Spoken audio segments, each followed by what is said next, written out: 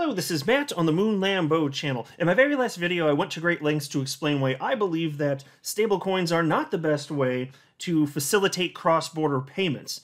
I think that XRP is the best cryptocurrency on the planet, specifically built with payments in mind, and I certainly ceded the point that it's not the case that you can't use stablecoins for cross-border payments. I'm just saying that they're not the panacea that the Ripple and XRP haters would have you believe that they are. And so look, there's a headline on your screen right now. This comes from CoinDesk. It's titled, Bitcoin Stablecoins, the Worst Options for Cross-Border Payments, ECB Study Says.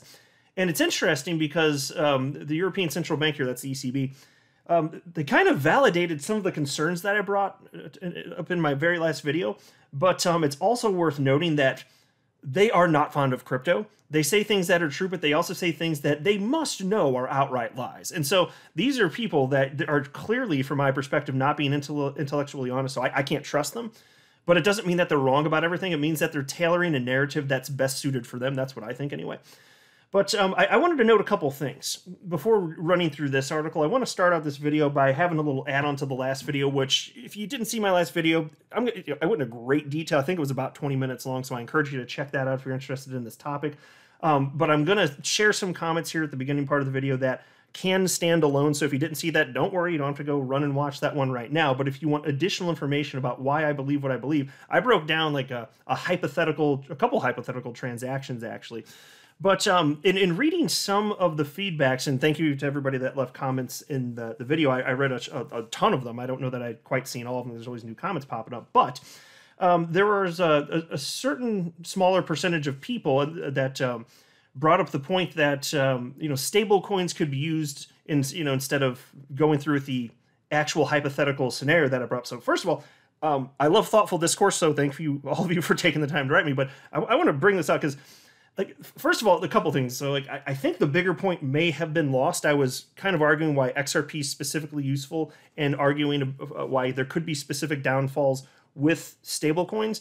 But note that in the very beginning part of that video, I noted that was a hypothetical. So I engaged in a hypothetical that had a number of things that clearly were not true. And I think that part may have been missed by some people because a number of people said, well, why don't you just use USDC in this hypothetical situation that you brought up? I'm like, well, yeah, but I'm using hypothetical, so because yes, obviously I understand XRP is not traded on Coinbase. It's not traded on most exchanges in the United States anymore. I also understand that you can use USDC in that scenario. I also understand that there is no TIBOT stable coin, and that's on Coinbase. So I said all of these things. All of these things I obviously know are fictitious, but it was just in a hypothetical, like in a little vacuum in a chamber here that's not real. Let me get some concepts across. And then I think that some people are pushing back, but no, but this is, and like I said, it's hypothetical. So that's where I was coming from. I just want to be clear. So I want to share with you a response that I shared. I actually copied and pasted this into a few of the quotes that kind of brought up the point about, well, why don't you just use USDC? And again, I'm like, again, I understand, but again, I understand Coinbase doesn't have the TIBOT. So here's what I said in response to that. I wrote, the bigger point was that you're not going to have all exchanges holding a stablecoin for all of the roughly 180 fiat currencies in existence. To word it another way, there will never be trading pairs for every other cryptocurrency or stablecoin out there on every exchange in existence, and so a bridge currency will always be needed. There will not be one coin to rule them all.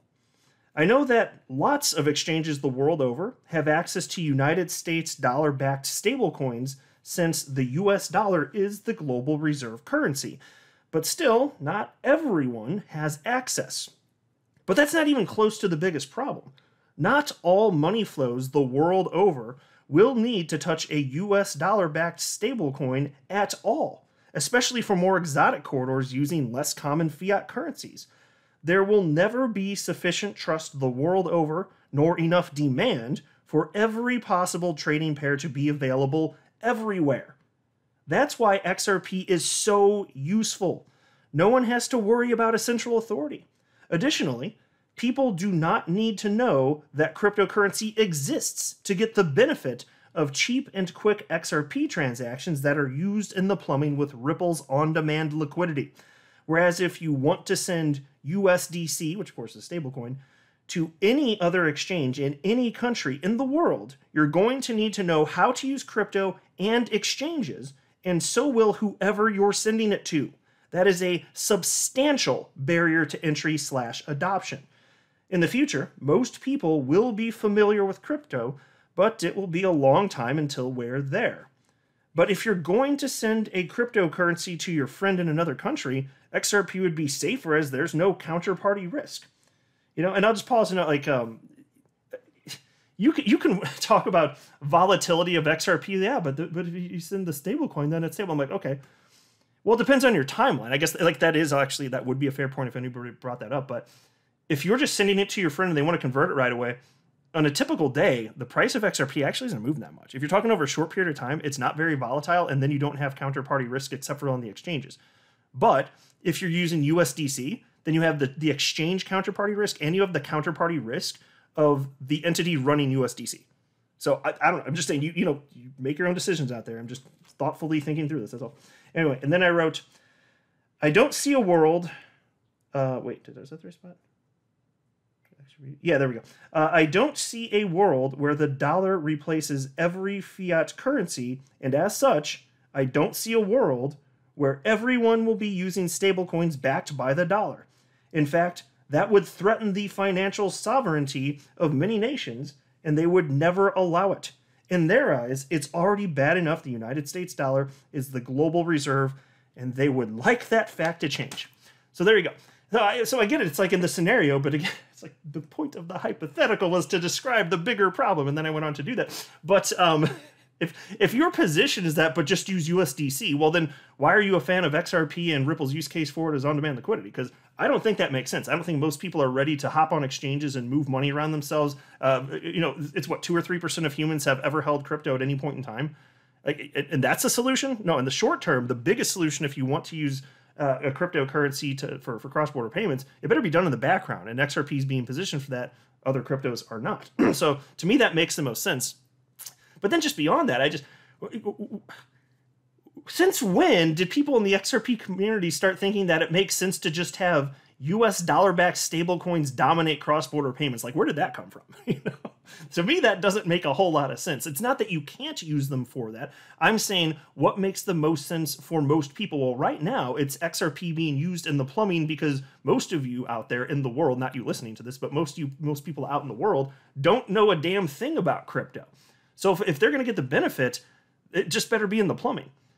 And then after that, once you're here in the world of crypto, if you want to talk what's best, well, I wish XRP was still widely available in the United States, because even here in the United States, I would then say XRP. The truth is, it's not necessarily the most useful if you're going to manually move money around like that in the United States because of the SEC. So that's a whole different topic that I don't want to get into. Not for the purpose of this video. I've talked about that plenty, obviously. So anyway, I just want to break that down a little bit further, add a little bit of clarity, but I do appreciate all of the comments. Always appreciate thoughtful critiques. Anytime you disagree with me, just know that you are wrong. No, I'm kidding. Just know that I do appreciate the thoughtful critiques. I always like it, as long as people are being nice and adults, and it's just like we're having fun, thoughtful discourse and just trying to get to the truth. That's awesome as far as I'm concerned. I just don't like it when people get emotional. Well, I have a different opinion, and now I'm mad and don't like you, and you're a dumb face. Okay. Well, you're a very sophisticated individual for coming to that emotional conclusion. Thank you very much. Now go back to your little bridge-dwelling Bitcoin maxi troll. So now there's this from CoinDesk. Bitcoin stablecoins, the worst options for cross-border payments, ECB study says. Again, that's the European Central Bank. So I'm going to share with you what I think. Let me run through it. It's really short, actually. Let me just quickly run through this. Bitcoin and stablecoins are the worst of all options for cutting the cost and time associated with cross-border payments, a study published with the European Central Bank Monday said. Spurred by private sector initiatives like the now-defunct Facebook-backed Libra, regulators are looking at how to tighten up the clunky payments networks that can leave people waiting days for their money, but central banks would rather be in the driving seat themselves. The holy grail of cross-border payments is a solution allowing cross-border payments to be immediate, cheap, universal, and settled in a secure settlement medium, said the study, which was co-authored by Ulrich Binsil, the ECB's Director General for Market Infrastructure and Payments. Bitcoin is least credible of the visions to achieve that, the report continued. And stablecoins, crypto assets that seek to tie their value to other assets such as fiat currencies, come in a close second given concerns over their market power. The report says a Bitcoin-based system wouldn't work because of its inherently inefficient proof-of-work consensus mechanism, the widespread use for criminal purposes, and the volatility of the asset. It also described the fervor of the cryptocurrency supporters as quasi-religious. You know, actually, I'm going to pause and just talk about that because that's one of my favorite sections in this whole damn thing here. Okay, they're right as far as the inherent and inefficient state of the Bitcoin blockchain due to proof-of-work mining. Yeah, they're right. They are hitting the nail on the head. And I'm intellectually honest, so I say, okay, maybe Lightning Network actually takes off at some point in the future if they can get the damn thing to work. And even though that's kind of a centralized solution, maybe that's fine for some applications and it finds some sort of adoption anyway. And beyond that, maybe Bitcoin still just stays the store of value and it's around forever. I don't know if it'll always be number one in market cap. Maybe it will, maybe it won't, whatever. Okay, fine. But what about the rest of what they said? Criminal purposes? We know, like, it's so laughable. This is where they're misleading you. This is why you can't, if organizations are saying this and you know they're informed, if they're talking about stuff on this level and moving forward with central bank digital currencies, they have to know that that is BS. They are outright lying to you. It's substantially less than 1% of Bitcoin transactions are used for criminal purposes because it's a public blockchain and the idiots that do that get caught. You know, a lot of them, it's not many of them doing it, but out of those that do, a lot of them probably don't even realize that, presumably. Or else, why would you do that? And the data shows, if you want to try and get away with doing some sort of nefarious act and moving money around, cash money, baby. Like, moving paper money around, that's the best way to do it. Now, don't go do bad stuff. I'm not encouraging it. I'm just saying, if you're going to be a terrible human, that's the best way to be a terrible human, basically. Just use paper money. And then as far as the quasi-religious part, I gotta admit, there's something to that. It's like, I'm not saying that even most Bitcoin holders are like that. Like, I'm a Bitcoin holder. I have been since 2017. But there are some out there that it's part of their identity at this point. They're so ideologically driven. I'm so turned off by them. Oh my God. It's just repulsive the way that some of them act. But I read that and I chuckled. I was like, okay. Like, they're really going out of their way to bash the Bitcoin people out there. And it's just like, I don't even know if I want to call myself a Bitcoin person. Like in the earliest of days, I'd be like, oh yeah, cool, Bitcoin. I guess you can call me a Bitcoiner, awesome. But now I see that some of them are so fringe and so many of them hate me because I like coins that also are not Bitcoin. I'm just like, all right, I guess I'm not part of your cool kid club. I'll go sit at a different lunch table, you little children. Jesus. Anyway, piece continues. There's more mileage in linking together individual jurisdictions, central bank issued digital currencies, Bencel wrote, although few central bank digital currencies exist yet. Those developing central bank digital currencies, presumably including the ECB, which is considering a digital euro, should discuss at a relatively early stage the related interoperability issues to ensure they can work together with other currency zones, the study said. They should also try to make existing domestic instant payment systems operate with each other, despite questions over how to vet dirty money and deal with counterparties who might default, it added. And so a lot of this is what I was bringing up a little bit today and certainly in my very last video yesterday. Because look, the ECB recognizes the exact interoperability issues that I'm describing to you. I highlighted it on your screen right there. You know, these issues would not exist if a decentralized cryptocurrency like XRP ends up being used as a bridge. When the ECB says it's important for those developing central bank digital currencies to have discussions early on to consider interoperability issues, what they're really saying is they want to create a walled garden they control. Only those who agree to specific terms will have the easiest of interoperability. And we don't know what that might look like. You know, maybe it's the reinvention of Nostro Vostro accounts. But that walled garden would not interoperate with the rest of the world. And why? Well, because the rest of the world would not have agreed to the terms and circumstances, and there are trust factors that have not been alleviated in such a scenario. You know, you're never going to have everyone on planet Earth trust everyone else on planet Earth. Ain't happening, my friends. But, you know, that's why That's why it's important to remove as many trust requirements as possible. And that's why XRP is such an important piece of the puzzle. There's no central authority to screw over anyone else, not specifically not with XRP anyway. So I hope I'm not harming anyone's delicate sensibilities here, but that's the way that I see it. You know, so here you have ECB recognizing the pain points that I'm talking about, and they're still trying to create a walled garden anyway, which, as I've said a number of times over the years, just makes me think of the 90s when the internet was starting to get popular, and you had America Online, or AOL for short, you had Prodigy, you had CompuServe. These were walled gardens with their own individual content, only accessible through paid subscriptions through those platforms. And then eventually, as years passed, they ended up launching web browsers, and then that gave access to the World Wide Web, which was just everything. And then once everything was connected, then you didn't, like, the desirability of these walled gardens diminished substantially. And isn't that how you would expect it to go? Like a little private small internet, or the whole entire internet? What's more appealing? What do you think? So then what's more appealing here? Think about it as a parallel.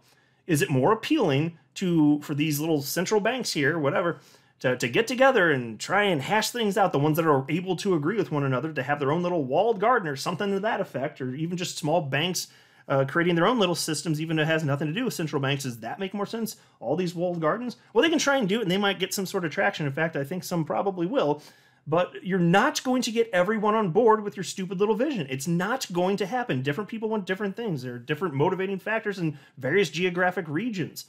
You know, there's like, governments have a say in this stuff as well. So no, it's never, you're always going to need a bridge. So what's the best means for cross-border payments? It sure as hell isn't a central bank digital currency. It is not a stablecoin. It's a cryptocurrency that nobody controls. And again, over a very short time period, XRP is not volatile. Over a short time period, if you just want to send it, you're not really risking a whole lot if you're just moving it quickly. And especially if you look in the future, like, crypto is going to be way less volatile once this is a mature asset class. Then it'll be just as boring as, like, watching the price of gold or comparing the United States dollar to the Japanese yen. It's going to be just as boring as that type of crap, by and large anyway. And so at that point, who cares?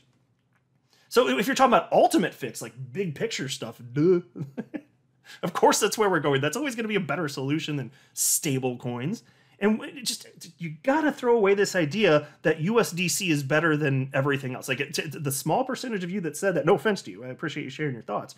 But to me, it just doesn't make logical sense. And if you disagree, that's fine. You can push back, and I respect that. That's fine. But you're not going to have a United States dollar-backed stablecoin on every exchange the world over. It's just not going to happen. I'm not a financial advisor. You should not buy or sell anything because of anything that I say or write. That would be a very, very, very bad idea. Until next time, to the moon, Lambo.